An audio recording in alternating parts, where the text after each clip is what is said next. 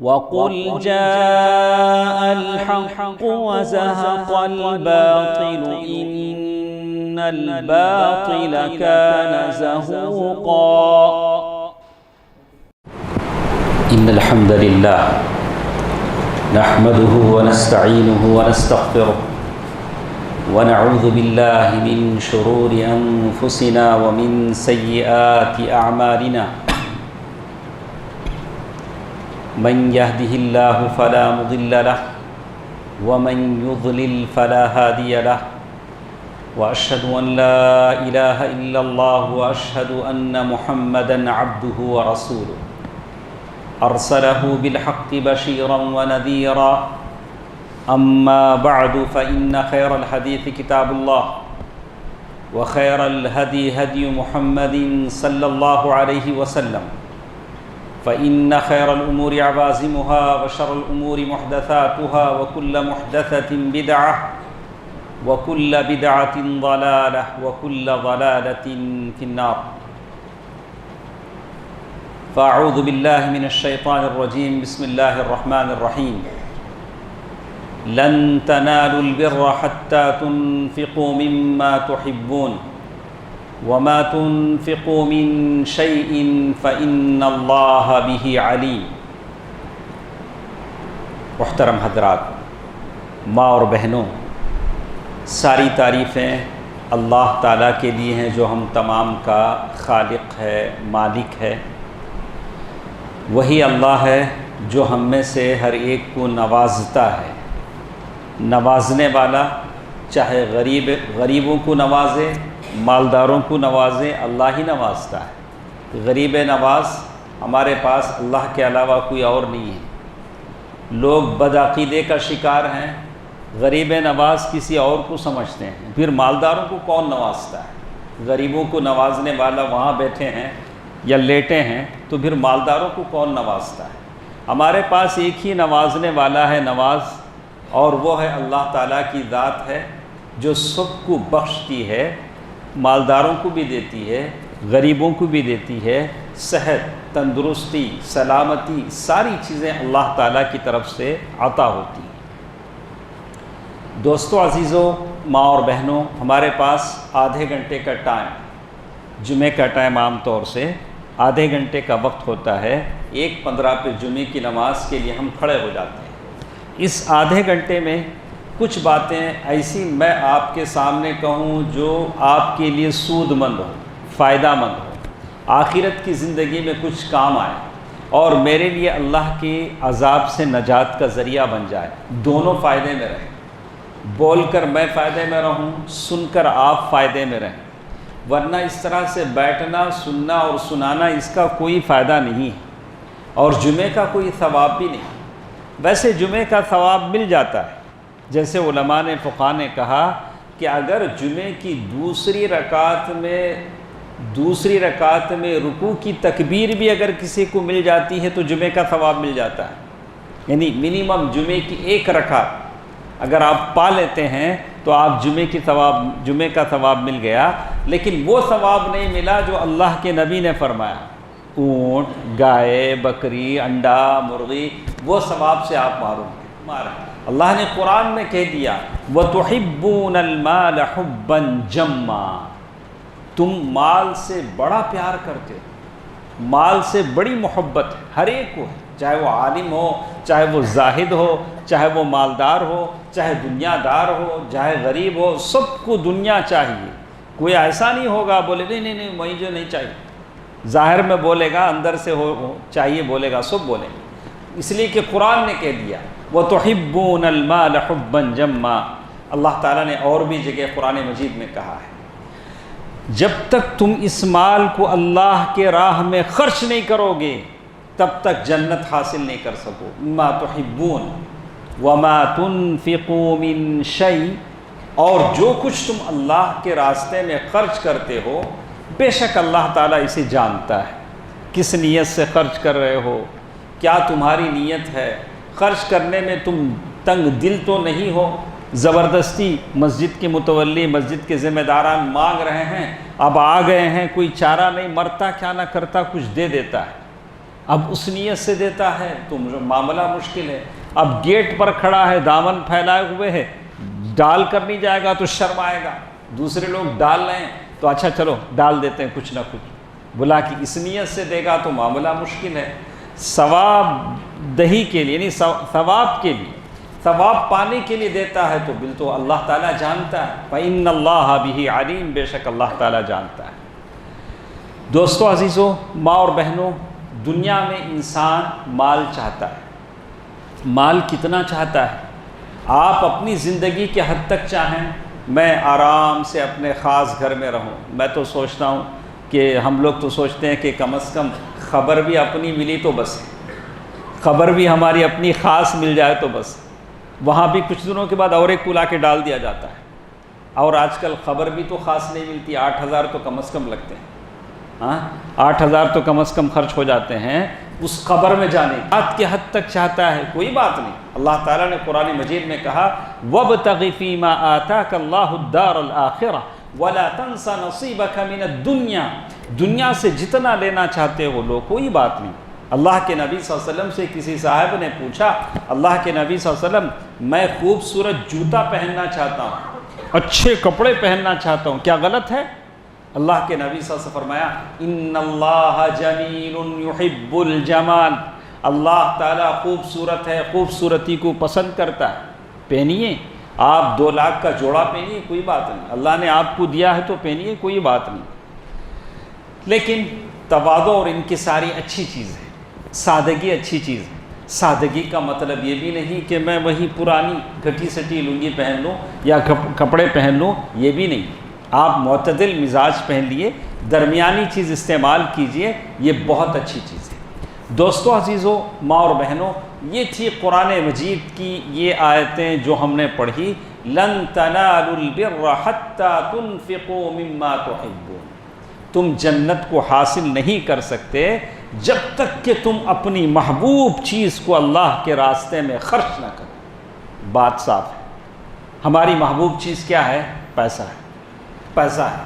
آج دنیا میں ایک یہ چیز ہے، ہر آدمی انویسٹمنٹ کرنا چاہتا ہے، اپنا پیسہ لگانا چاہتا ہے. آپ کے پاس پیسے ہیں 1 کروڑ 2 کروڑ 10 لاکھ 20 لاکھ، آپ چاہتے ہیں کوئی اچھا انویسٹر مل جائے اور اس میں آپ پیسہ لگائیں، ماہانہ آپ کو پیسہ ملتا رہے.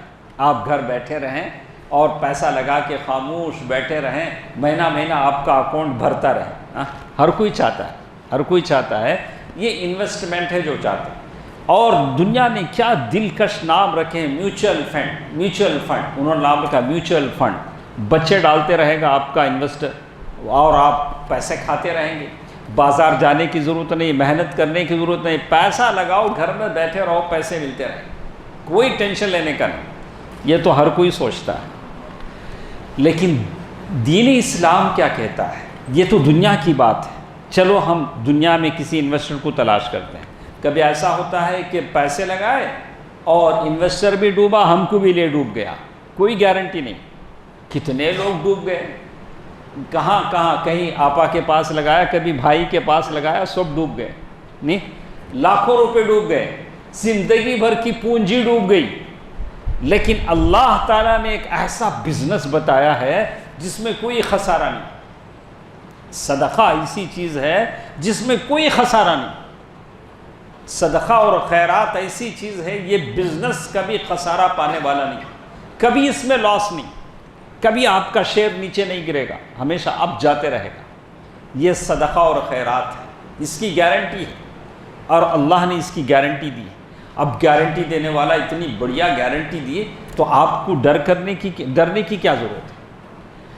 اور وہ ہے صدقہ اور خیرات. صدقہ اور خیرات کا ایک مفہوم ہم یہ سمجھتے ہیں کہ غریبوں کو کھانا کھلا دینا، کسی بیوہ عورت کے گھر میں راشن دے دینا، کسی بچے کا کالج کا فیس بھر دینا، کسی پیشنٹ کے علاج کے لیے پیسے دے دینا، یہ صدقہ اور خیرات ہے.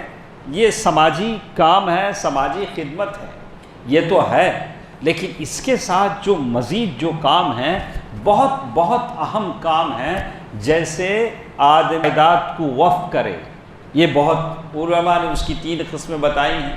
یہ وقف خیری ہے، آدمی کہے کہ میرے اتنے سارے گھر ہیں کیسے آدمی وقف کرتا ہے، وقف کے معنی کیا ہے، یہ مجھے آپ کو سمجھانا ہے۔ اور اس لیے سمجھانا ہے کہ جس ملک میں ہم رہتے ہیں وہاں وقف کا تعلق، وقف کا معنی مطلب بالکل الگ تھلگ ہے، جیسے ادر کنٹریز میں وقف کا معنی الگ تھلگ ہے۔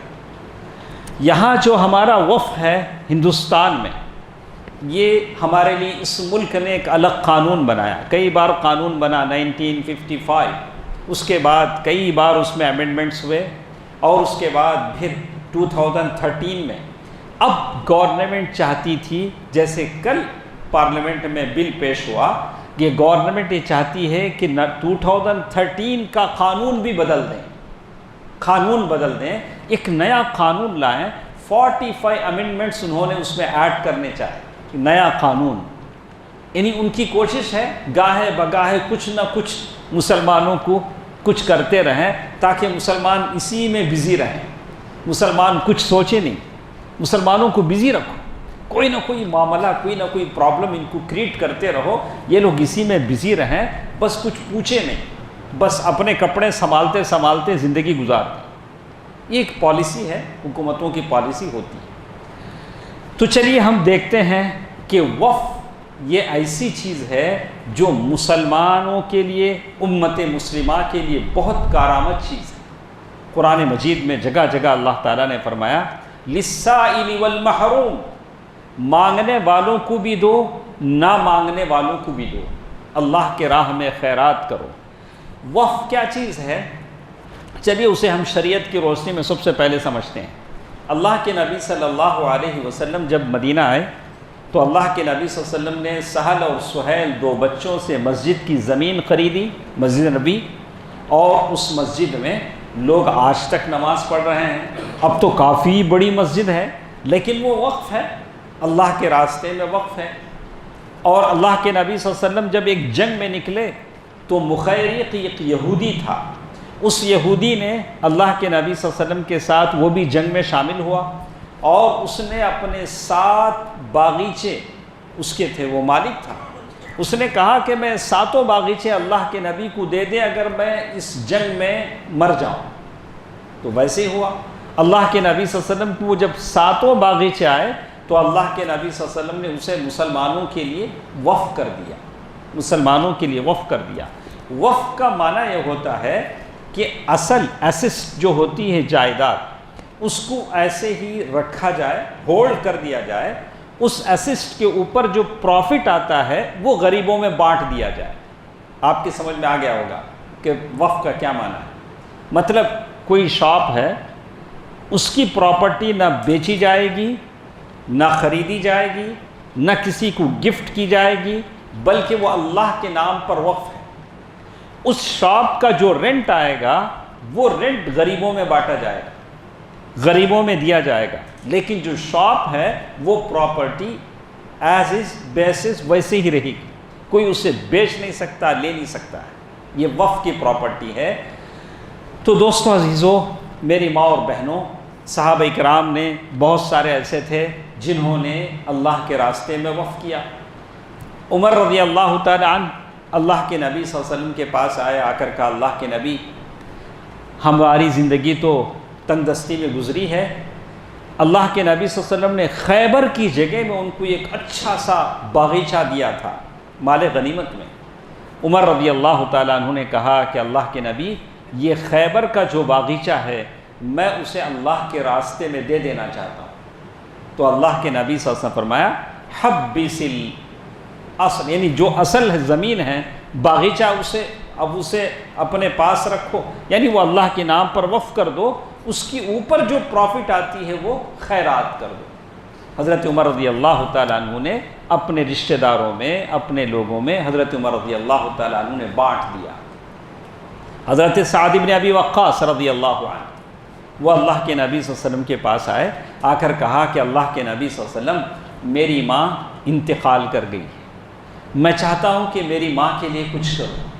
کیا کروں؟ آج ہمارے لوگ کیا کرتے ہیں معلوم؟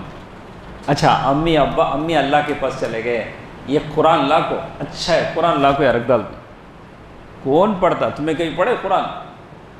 کون پڑھتا تمہیں رکھے سو قرآن؟ हाँ वो भी हमें अल्हम्दुलिल्लाह अच्छा बीरो बना को ही हाँ बीरो बना को अच्छा बीरो में छंगाओ तुम्हें दिए सो कुरान भी तुम्हें 10 साल के बाद आ तो बीरो में छंगा कहाँ तुम्हें हमारे छोटे मदरसे के बच्चे कभी निकाले पढ़े बना कि ये अच्छी चीज़ है। लेकिन सहाबी रसूल को देखिए वो कहते हैं कि मैं ऐसा कुछ काम करना चाहता हूँ जिसका सवाब मेरी माँ को मिलता रहे। अल्लाह के नबी सल्लल्लाहु अलैहि वसल्लम ने फरमाया ऐसा करो तुम अपनी माँ के लिए कोई पानी की फराहमी का सबब इख्तियार करो। अपनी माँ के लिए क्या करो पानी का सबब इख्तियार करो। पानी का कोई नल है तो उन्होंने अपनी माँ के सब हाथ कमाई के तो दे दीजिए। तो कहा कि अगर तुम्हारी माँ के लिए अगर कोई उन्होंने अपनी माँ के नाम से कुआं खुदवाया कुआं यानी बावड़ी उसमें से पानी आता रहेगा लोग पीते रहेंगे माँ को सवाब मिलता रहेगा। अल्लाह के नबी सल्लल्लाहु अलैहि वसल्लम ने इसीलिए कहा सही मुस्लिम की हदीस है अबू हुरैरा रज़ी अल्लाह तआला अन्हु की रिवायत है इज़ा माता इब्नु आदम इनक़ता अमलु आदम का बेटा जब दुनिया से चला जाता है तो उसका अमल दुनिया से ख़त्म हो जाता है। अभी मैं यहाँ खुतबा दिया हूँ जुमे की नमाज़ पढ़ाऊँगा फिर सुन्नत पढ़ूँगा अगर निकलते निकलते मैं निकलने से पहले मेरी जान निकल गई खलास फाइल क्लोज़ हो गया। बोला कि क्या होगा इज़ा माता इब्नु आदम इनक़ता अमलुहु इल्ला मिन सलास जब आदम का बेटा जब दुनिया से चला जाता है तो उसका फाइल क्लोज़ हो जाता है। लेकिन 3 रास्ते ऐसे हैं जिसे उसे सवाब मिलता रहता है। वो 3 रास्ते कौन से हैं सदक़तुन जारिया पहला पॉइंट इसमें कहा सदक़तुन जारिया। दूसरा वो इल्मुन युंतफ़अु बिह दूसरा ऐसा इल्म छोड़ के मरा है जिसको लोग पढ़कर जिसको सुनकर लोग नसीहत हासिल करते हैं। कोई किताब लिख दिया कोई वीडियो बना दिया कोई कुछ कर दिया तकरीर कर दी लोग सुनकर उससे दीन हासिल करते हैं अल्लाह उसका सवाब उसे देगा। जब तक क़ियामत तक वीडियो लोग देखेंगे उसका सवाब उसे मिलता रहेगा गरचे कि वो अमीरुन्निसा में या वैसर पहाड़ी में सो रहा हो जाने वाला तो चला गया लेकिन उसके अमल का सवाब लोगों को मिलता रहे। औ वलदुन सालिहुन यदउ लह या उसका नेक बच्चा अगर उसके लिए दुआ करता है तो उसका सवाब भी उसे मिलेगा। कितनी बातें हुई 3 बातें। तो यहाँ बताया गया कि उसका नेक बच्चा मदरसे के बच्चे नहीं कौन भी मर गए तो क्या करते हैं सीधा मदरसे को जाको एक 4 बच्चे होना कुरान पढ़ने का उससे वहाँ मरहूम मैयत को दुआ करने का उसे 4 बच्चे होना। अरे तुम्हारे बच्चे जी तुम्हारे बच्चे की क्या ऐसी तरबियत आपने की है कि मरने के बाद वो कम से कम हाथ उठाकर कह सकें रब्बिग़फिरहम्हुमा कमा रब्बयानी सग़ीरा। तुम्हारे बच्चे तुम्हारे लिए दुआ कर सकें। ज़िंदगी में तौफीक नहीं है तो आप क्या समझते हैं कि मेरे मरने के बाद मेरे बच्चे मेरे लिए दुआ करें। गारंटी कर लीजिए जायदाद ज़रूर लेंगे बच्चे लेकिन कभी हाथ उठाकर अपने मरे हुए माँ बाप के लिए दुआ करते हों। अरे दूर की बात छोड़िए आप बोलिए ना आप अपने माँ बाप के लिए कभी दुआ करते हैं। नमाजों में तुम्हें माँ बाप याद आते हैं जहाँ ढेर सारी दुआएं आप करते हैं अल्लाह मुझे ये दे वो दे कहीं अपने मरे हुए माँ बाप भी याद आते हैं उनके लिए कभी आप दुआएं करते हैं। अगर आप करते हैं तो आपके बच्चे भी आपको याद करके करेंगे। अगर आप नहीं करते हैं तो गारंटी से लिख लीजिए कि आपके बच्चों को भी ये तौफीक नहीं होगी। बच्चे वही करेंगे जो बाप ने किया अल वलदु सिन व अबी बच्चे उसी रविश पर चलते हैं जिस रविश पर बाप चले। वलदुन सालिह बात हम यही कर रहे थे सदक़े जारिया की। सदक़े जारिया क्या है? सदक़े जारिया है कि आप अपनी ज़िंदगी में अल्लाह ने आपको बहुत दिया 2-3 घर दे दिए 2-3 शॉप दे दिए कोई चीज़ दे दी आप एक शॉप ऐसा करें सदक़े जारिया के तौर पर वफ़ कर दें किसी दावा सेंटर को दे दें किसी इस्लामी मरकज़ को दे दें उसकी आमदनी किसी मस्जिद को दे दें। अरे अल्लाह का जब मुझे बड़ा अल्लाह तबारक व तआला से हम सब तौफ़ीक़ तलब करते हैं हम जगह जगह बाहर जाकर देखते हैं तो इस मेंबर पर मंदिर का लेकिन आपने देखा होगा कि मंदिरों के नाम लिखे होते हैं کیا اس بات کی توفیق نہیں ہے کہ میں ہمیشہ آپ کو صحابہ کے قصے ہی سناتا رہوں؟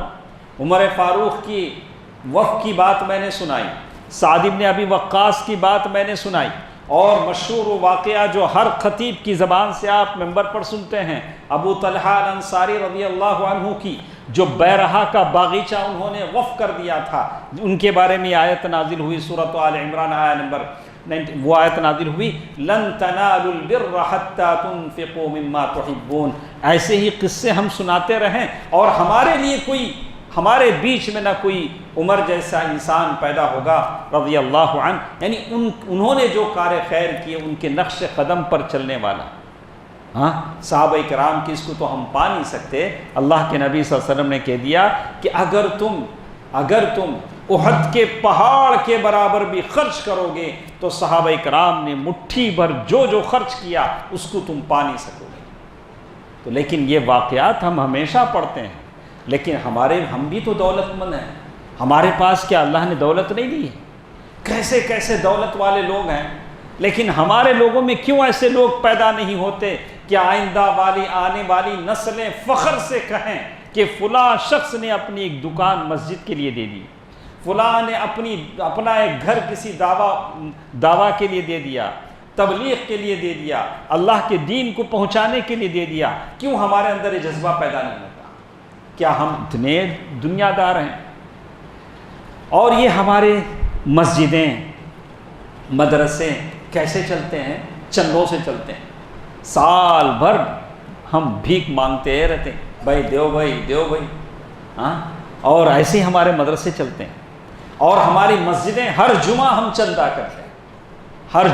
چندہ کرتے ہیں۔ اگر ہمارے پاس اوقاف کی جائیدادیں ہوں، اوقاف وقف کی پراپرٹیز ہوں جس کی آمدنی ہم کو مل رہی ہوتی تو اس کی نوبت ہمارے پاس نہیں آتی۔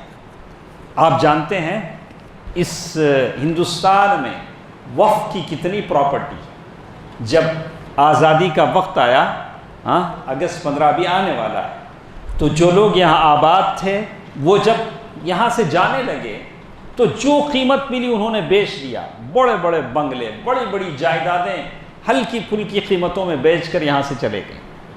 جن کے جو ہاتھ لگا وہ قابض ہو گئے، اور جو بچا کچا رہا مسلمانوں کی جائیدادیں وقف کی صورت میں مسلمانوں کو ملا۔ جانتے ہیں مسلمانوں کے پاس کتنی پراپرٹی اس ملک میں؟ سب سے زیادہ جو زمینیں ہیں وہ ہیں ریلوے کی، سبھی جانتے ہیں، پڑھے لکھے لوگ سبھی جانتے ہیں، اور دوسرے نمبر پر ڈیفنس منسٹری کی، جگہ جگہ بڑے بڑے ان کے کنٹونمنٹ ہیں، آپ جانتے ہیں، اس میں کوئی یہ نہیں۔ تیسرے نمبر پر جو بات آتی ہے وہ وقف پراپرٹیز، 8,72,000 ایکڑس، 8,72,000 ایکڑس وقف کی پراپرٹی ہے جو اس ملک میں موجود ہے۔ اس میں کتنے قبرستان ہیں، کتنے مسلمانوں کی مسجدیں ہیں، یہ سب ہمارے باپ داداؤں نے اللہ کے نام پر دنیا سے چھوڑ کر چلے گئے کہ اس کی آمدنی جو آئے گی وہ مسلمان غریب لوگوں کو ملے، غریب بچوں کو ملے۔ یہ مسلمان غریب بچے لکھیں پڑھیں، ہونہار بنیں، غریبوں کا علاج ہو، اس کے نام پر مسافر خانے بنے، اس کے نام پر یہ صدیق سرا کا مسافر خانہ، یہ بڑے بڑے جو کالجز ہیں جو مسلمانوں کے نام پر بنائے گئے ہیں، یہ سارے کے سارے اوقاف میں شامل ہیں، یہ سارے کے سارے اوقاف ہیں، یہ ہاسپٹلز ہیں، اور یہ بڑے بڑے مسافر خانے ہیں، یہ مسجدیں ہیں، یہ بڑے بڑے جو لوگوں کو خیر پہنچانے کے لیے بنائے گئے ہیں، بیت المال ہیں، یہ سارے کے سارے مسلمانوں کے لیے رکھے گئے ہیں۔ یہ بڑے بڑے جو قبرستان کی جو زمینیں ہیں یہ سارے کی ساری مسلمانوں کی۔ لیکن جتنا زیادہ وقف پراپرٹی پر لوگوں کا قبضہ ہے، غیروں سے زیادہ مسلمانوں کا قبضہ ہے۔ اتنی 8,72,000 یا 27,000 ایکڑز کی جو ریونیو ملتی ہے وہ 200 کروڑ سے، اس سے زیادہ نہیں، حالانکہ کتنا ملنا چاہیے۔ اور اس پر کئی پراپرٹیز پر خود حکومتی ادارے ہیں، 10 روپے کرائے پر بھی ہیں، 10 روپے 5 روپے رینٹ، اس لیے کہ وقف کی پراپرٹی۔ اگر حکومت اتنی ہی سنجیدہ ہے، جیسے کل کے بل میں بتایا گیا کہ ہم لوگ چاہتے ہیں کہ مسلمان ڈیولپ ہوں، مسلمان ترقی کریں، اسی لیے ہم ایک نیا قانون لا رہے ہیں۔ اگر وہ ہمارے بارے میں اتنی ہی سنجیدہ ہے تو پہلے جو پراپرٹی پر وہ لوگ بیٹھے ہیں وہ مسلمانوں کو اس کا صحیح کرایہ تو دیں، صحیح اس کا حق تو ادا کریں۔ تو سب سے زیادہ جو ریونیو یہاں آتی ہے، جیسے لوگ کہتے ہیں کرناٹکا ایسا اسٹیٹ ہے جہاں وقف بورڈ کی پراپرٹی کا زیادہ آمدنی حاصل ہوتا ہے، وہاں انہوں نے اس کی حفاظت کی۔ لیکن وقف کی جو پراپرٹی ہے، جیسے علماء بتاتے ہیں اور شریعت نے اس کی توضیح کی کہ واقف جو وقف کرتا ہے جب تک وہ زندہ ہے وہ اس سے فائدہ اٹھا سکتا ہے، جس نے وقف کیا ہے یا اس کے بچے ہیں وہ اس سے فائدہ اٹھا سکتے ہیں، اور اس کے بعد وہ ساری چیزیں اللہ کے نام پر، یعنی جب تک وہ بھی زندہ ہے اور وہ اس کے بعد یا اس کی زندگی میں نیکی کے کاموں میں استعمال ہونے لگی اور واقف نے منہ سے بولا نہیں، تو ویسی چیز بھی وقف کی اس میں ہو جاتی ہے۔ اب نئے قانون میں ایک بات انہوں نے لائی کہ کون سی زمین وقف کی ہے، کون سی زمین وقف کی نہیں ہے، یہ فیصلہ ڈسٹرکٹ کا کلیکٹر کرے گا۔ تعجب، پراپرٹی ہماری مسلمانوں کی ہے، فیصلہ کون کرے گا؟ ڈسٹرکٹ کلیکٹر کرے گا۔ وہ بتائے گا کہ یہ وقف کی لینڈ ہے کہ نہیں، حالانکہ اس سے کسی کا کوئی تعلق نہیں، یہ پراپرٹی مسلمانوں کے باپ دادا کی ہے، اور اس پراپرٹی کے بارے میں حقدار صرف اور صرف مسلمان ہیں۔ ایک اور چیز جو اس میں بتایا گیا بڑا عجیب، پڑھ کر بھی بڑا تعجب ہوا، انہوں نے کہا کہ وقف بورڈ میں عورتوں کو بھی ہم داخل کریں گے، چاہے وہ مسلمان عورتوں ہوں غیر مسلم عورت ہوں۔ تو مسلمان قائدین نے پوچھا ہے کیسا انصاف ہے؟ دوسرے قوموں کی جو وقف پراپرٹی ہیں، انڈومنٹ ہے یا دوسری پراپرٹی ہیں، اس میں مسلمان جا نہیں سکتے، چاہے وہ سکھوں کی ہوں غیر مسلموں کو، ہمارے وقف بورڈ میں دوسرے کیوں آئیں؟ ہاں سمجھ میں نہیں آتی نہیں بات، لیکن ایسا قانون انہوں نے بنایا۔ آپ کی پورے ہندوستان میں 32 وقف بورڈ کمیٹیاں ہیں، ہاں وقف بورڈ کونسل ہیں، ہر اسٹیٹ کا ایک وقف بورڈ کونسل ہے۔ تو بات یہ ہے کہ ضرور ہم آئیے، جو ذرائع اللہ تعالیٰ نے دولت کمانے کے دیے ہیں ان ذرائع کو استعمال کیجیے اور دولت کمانے کی کوشش کیجیے۔ اللہ تبارک و تعالیٰ جیسے اسی لیے کہتے ہیں کہ یہ جو وقف اللہ کے راستے میں کوئی چیز آپ وقف کر دیتے ہیں، کہتے ہیں کہ یہ اللہ کے لیے ہے، تو یہ چیز دنیا اور آخرت دونوں کو سنوارتی ہے، آپ کی دنیا بھی بن جاتی ہے اور آخرت بھی بن جاتی ہے۔ اور اللہ کے نبی صلی اللہ علیہ وسلم کی حدیث بھی آتی ہے کہ جو آدمی اللہ تعالیٰ کے لیے کوئی چیز وقف کرے گا، آپ نے سنا حضرت عمر رضی اللہ تعالیٰ عنہ نے خیبر کا باغیچہ وقف کر دیا، ابو طلحہ الانصاری نے بیرحا کا باغیچہ وقف کر دیا، عثمان غنی رضی اللہ تعالیٰ عنہ نے عریس نام کا کنواں وقف کر دیا، روما نام کا کنواں وقف کر دیا، یعنی باوڑی جسے کہتے ہیں۔ یہ ساری چیزیں صحابہ کرام نے وقف کر دی، اور اس کے علاوہ پتہ نہیں کتنی کتنی چیزیں انہوں نے اللہ کے راستے میں وقف کی۔ تو یہ ساری باتیں بتاتی ہیں کہ آپ کے اندر میرے اندر بھی وہ جذبہ پیدا ہو، اگر اللہ نے ہمیں کوئی دولت دی ہے، اللہ نے ہمیں کوئی نعمت دی ہے، تو ہم اللہ کے راستے میں وقف کریں، اور یہ قیامت تک یہ چیزیں جاری رہیں گی، اس کا ثواب آپ کو ملتا رہے گا۔ اور اسی طرح بہت ساری چیزیں یہاں انہوں نے لکھی ہیں، لیکن جیسے ہر زمانے میں مسلمانوں کے ساتھ کچھ ایسے لوگ بھی جمع ہو جاتے ہیں جو اسلام کا دعویٰ کرتے ہیں، تو کچھ ایسے بھی لوگ مسلمانوں میں ہیں جنہوں نے ان فیصلوں کا خیر مقدم کیا، بولا کہ ہاں اچھا کام، یہ بہت اچھا کام ہے کہ مسلمانوں کے اختیارات کو وقف بورڈ سے ختم کر دیا جائے، ہاں یہ بہت اچھا کام ہے۔ یہ کچھ لوگ مل جاتے ہیں جیسے سجادہ نشین صوفی کونسل کے کچھ لوگ ہیں، انہوں نے کہا کہ بہت اچھا فیصلہ ہے، جب بھی مسلمانوں کے خلاف ایسے فیصلے لیے جاتے ہیں تو یہ خاص قسم کے لوگ خاص قسم کا ڈریس پہن کے بیٹھ جاتے ہیں، بولتے ہیں کہ ہم بھرپور سپورٹ کرتے ہیں۔